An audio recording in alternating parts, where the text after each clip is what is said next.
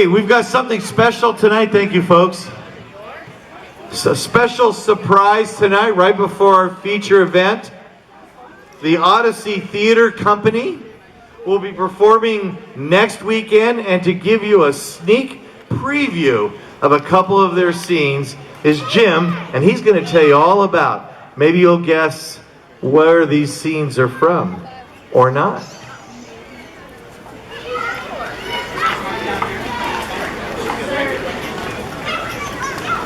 Thank you, John. Thank you. Good evening. We're from Odyssey Theatre Company, South County's newest nonprofit regional theater. We're excited to be here tonight to give you a preview of our upcoming show. We are doing our first summer Shakespeare, A Midsummer Night's Dream. It's the Bard's classic comedy of love, magic, and little fairy mischief. We open next Friday under the stars, also in the outdoor amphitheater at the Christopher High School Amphitheater in Gilroy. So you're going to have to stay off the stage. Bard's most famous play, one of his most famous comedies. It's fun for the whole family.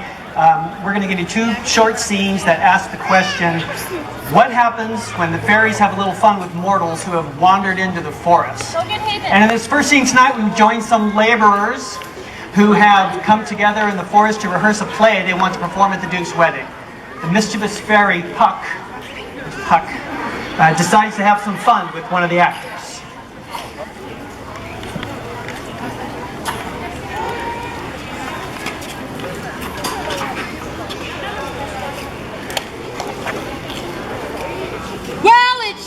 Be so, but there is two hard things. That is to bring the moonlight into the chamber. For Pyramus and Thisbe did meet by moonlight. Doth the moon shine the night we play our play? Calendar, look in the almanac. Find out moonshine. Yes, it doth shine that night. Then all you need to do is open the casement of the window in the great hall where we play that evening and let the moon shine in through the casement. Or one must come with a bush of thorns and a lanthorn and say he comes to disfigure or present the person of moonshine. But then there's another thing. We must have a wall in the great chamber. For you know, Pyramus and Thisbe, says the story, did talk through the chink of a wall. You can never bring in a wall. What say you, Bottom? Some man or other must present wall. And let him have some plaster or broadcast a loam about him to signify wall. And let him hold his fingers thus, and through that cranny Pyramus and Thisbe might whisper. Well, if that may be, then all is well. Come, sit down, every mother's son. Rehearse your part. Pyramus, you begin. And when you have spoken your speech, enter into that break there. What hempen homespuns have we swaggering here so near the cradle of the weary queen? What a play toward! I'll be an auditor. An actor too, perhaps, if I see cause. Pyramus, speak! Thisbe, stand forth! Thisbe, the flowers of odious savors sweet. Odors!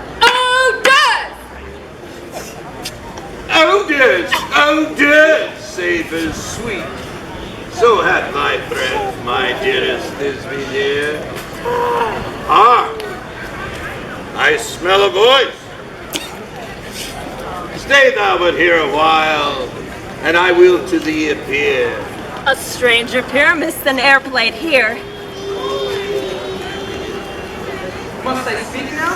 Aye, marry must you, for you must understand. He goes but to see a noise that he heard, and is to come again. Most radiant Pyramus, most lily white of hue, of color like the red rose on triumphant briar, most frisky juvenile, and eat most lovely Jew. As true as horse, that yet would never tire. I'll meet thee, Pyramus, at Ninny's tomb. Ninny's tomb, man! Why, you must not speak that yet. That you answer to Pyramus. Oh, you speak all your parts at once, cues and all. Pyramus, enter! Your cue is past. It is never tired. Go. Oh, as true as horse, that yet would never tire.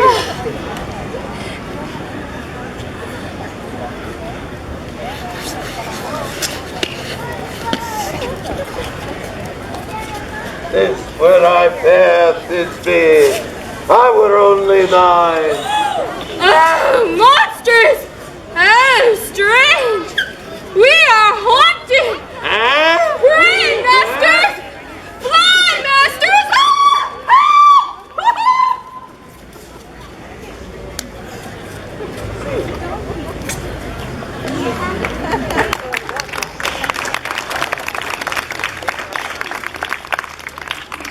In this next scene, in another part of the forest, Puck comes across 4 young lovers.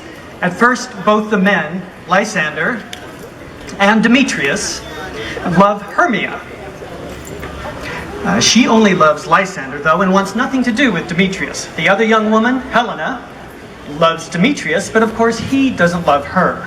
The fun begins when the fairy Puck uses some forest magic to try to make Demetrius love Helena back, but she accidentally causes both men to love Helena instead.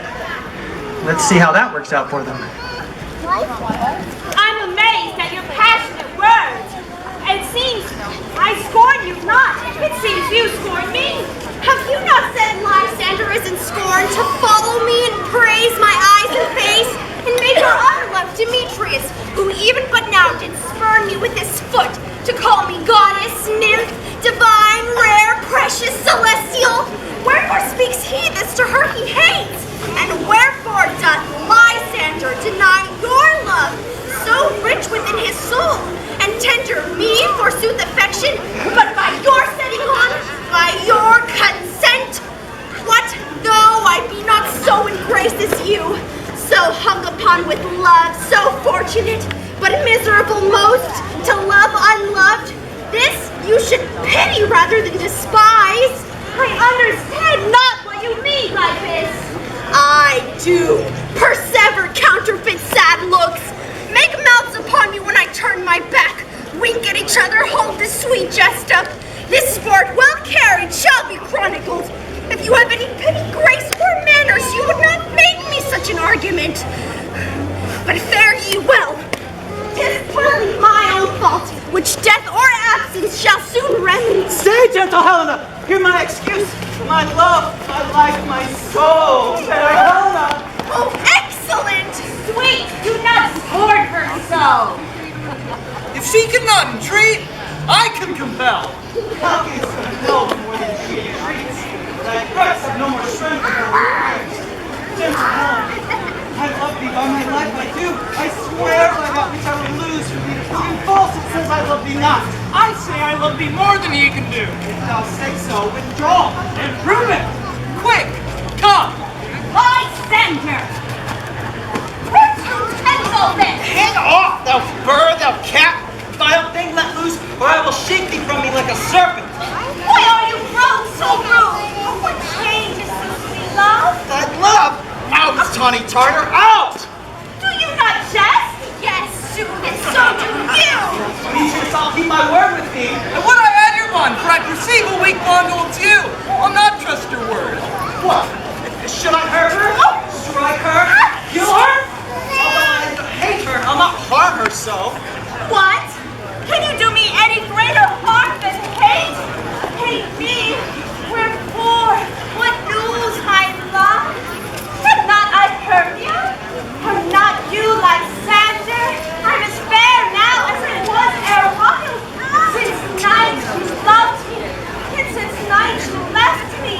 I, by my life, and never did desire to see thee further. Therefore, be out of hope, of question, of doubt. 'Tis certain nothing truer that I do hate thee and love Helena. Oh, please! You juggler! You tender blossom! You thief of love! What have you come by night and stolen my love's heart from me? Fine, if faith! Have you no modesty, no maiden shame, no touch of bashfulness? What? Will you tear impatient answers from my gentle tongue? Fine, fine! You counterfeit! You puppet! You puppet! Why so? Hi, that way goes the game. Though I perceive she hath made compare between our statures. She hath urged her height, and with her personage, her tall personage, her height forsooth, she hath prevailed with him. Are you grown so high in his esteem because I am so dwarfish and so low? How low am I, thou painted maypole? Speak! How low am I? I am not so low but that my nails can reach into thine eyes. Though you mock me, gentlemen, let her not hurt me. I was never cursed. I have no gift at all in shrewishness. I am a right maid for my cowardice. Let her not strike me. You may think, because she is something lower than myself, that I may match her. Lower? Hark again!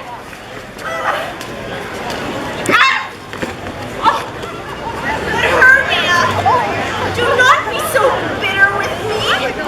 I evermore did love you, Hermia. Did ever keep your counsel. Never wronged you. Save that, in love unto Demetrius, I told him of your stealth into this wood. He followed you. For love, I followed him. But he hath chid me hence and threatened to strike me, to spurn me, nay, to kill me too. And now, so you will quite let me go. To Athens will I bear my folly back and follow you no longer.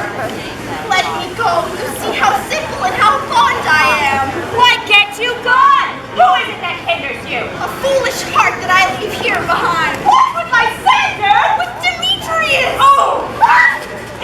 Fear not, Helena. She shall not harm you. No, sir, she shall not. Will you take her part?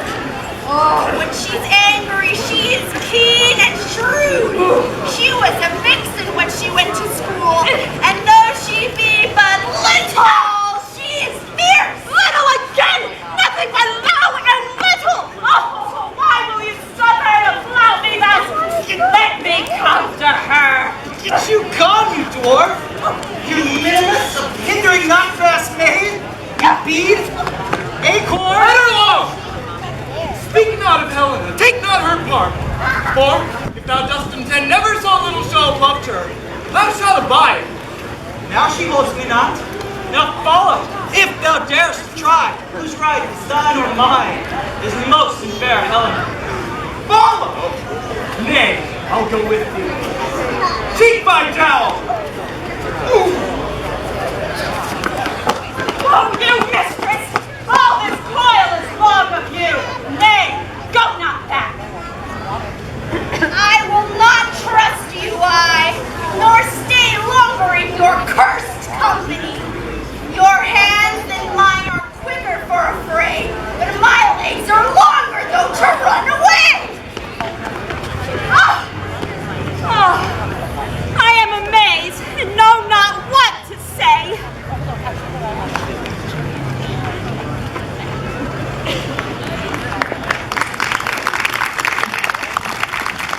Thank you. Find out how it all resolves next 2 weekends. Odyssey Theatre Company's Midsummer Night's Dream. You can raise your hand or find us. We'll be around for a few minutes. We have some assistants and Midsummer t-shirts. They're handing out postcards. If you'd like more information, you can find it at odysseytheatre.org. Thank you. Thank you, John.